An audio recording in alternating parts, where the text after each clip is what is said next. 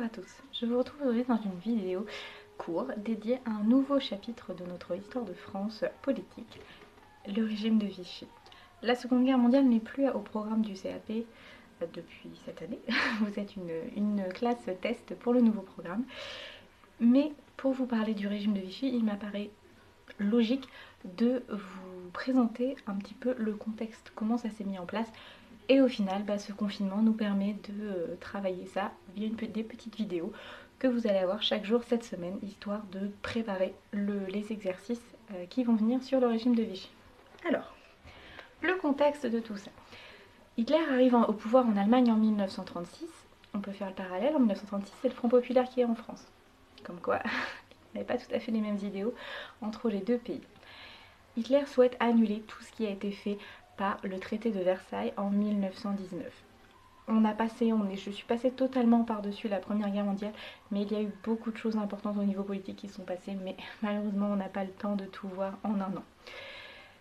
En gros, après la Première Guerre mondiale, l'Allemagne a été considérée comme la seule responsable de la Première Guerre mondiale et donc des morts et des pertes financières qui sont liées à cet événement. Du coup, on a infligé à l'Allemagne de lourdes sanctions financières, militaires. L'armée allemande n'avait plus le droit d'être à plus de 100 000 hommes. C'est pas énorme pour un pays comme l'Allemagne, 100 000 hommes dans l'armée. Et il y avait des zones qui n'avaient pas le droit d'être militarisées, notamment la Rhénanie, c'est-à-dire la région qui est frontalière à la France, la Belgique, le Luxembourg. Il y avait plein d'autres choses que les Allemands ont considérées comme quelque chose d'humiliant. Hitler a grandi, enfin il a fait la Première Guerre mondiale et après il a mûri, on va dire, sa jeune vie d'homme avec cette idée qu'on avait humilié l'Allemagne et il voulait réparer ça. L'Allemagne met en place une politique antisémite très rapidement après l'arrivée au pouvoir d'Hitler. Les lois de Nuremberg, on exclut progressivement les juifs de la vie allemande. Voilà, ça c'est pour vous remettre le contexte au niveau international, enfin au niveau européen notamment. L'Allemagne fait partie aussi d'une alliance avec l'Italie et le Japon, c'est ce qu'on appelle l'Axe. Et cet axe a pour objectif de s'étendre. Notamment, Hitler souhaite rassembler tous les peuples ayant une langue germanique sous une même manière. Donc déjà, il fait l'Anschluss, c'est-à-dire qu'il intègre au territoire allemand l'Autriche-Hongrie. Et au fur et à mesure, il va piocher un petit peu tous les États. En 1938, on a la signature des accords de Munich qui autorise l'Allemagne à annexer la Tchécoslovaquie. La France et la Grande-Bretagne ont signé ce traité. En 1938, la France et l'Angleterre auraient pu tout arrêter, stopper les projets d'Hitler, mais il y a deux raisons qui ont poussé ces deux pays à ne pas réagir. Premièrement, on est dans une vague de pacifisme. On ne veut pas la guerre car on considère que les pays peuvent s'entendre entre eux. On veut qu'il y ait des accords.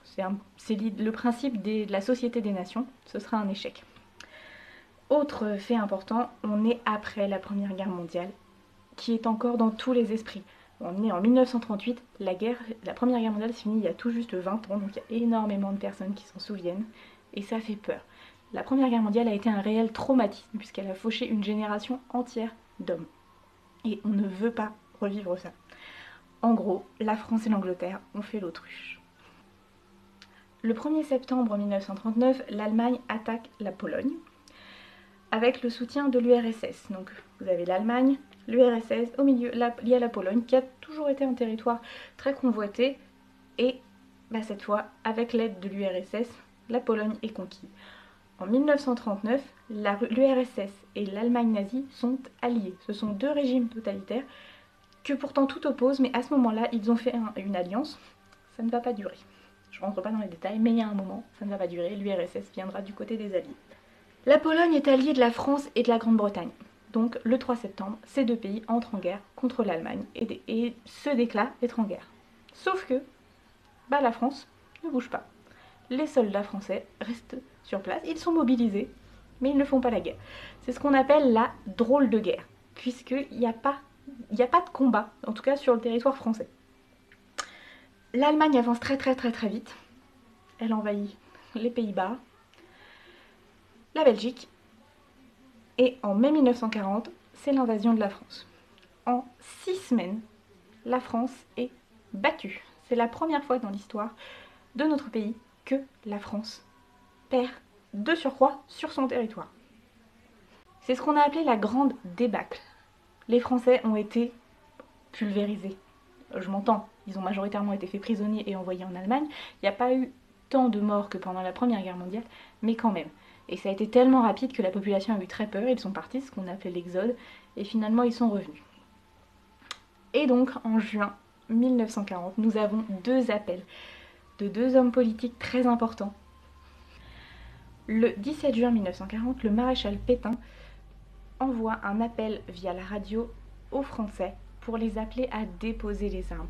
Il leur dit que la guerre est finie, qu'on a perdu, qu'il faut se soumettre à l'envahisseur allemand.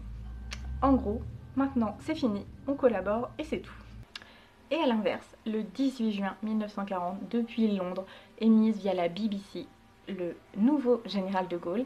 Charles de Gaulle a en effet été promu général le 1er juin 1940, donc vraiment juste avant. Il lance un appel aux Français pour qu'ils résistent. Oui, nous avons perdu une bataille, mais pas la guerre. C'est ce qu'il leur explique, qu'il faut réagir, il faut lutter pour la France et pour nos valeurs.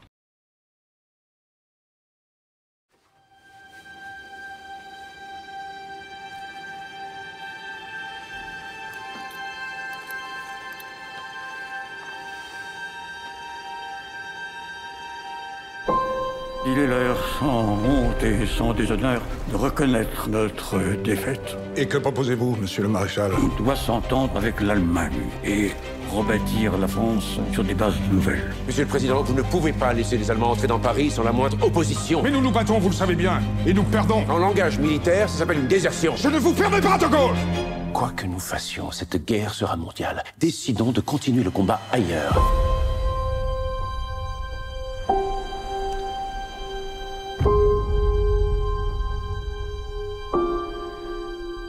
En ces heures douloureuses, c'est le cœur serré que je vous dis aujourd'hui qu'il faut cesser le combat.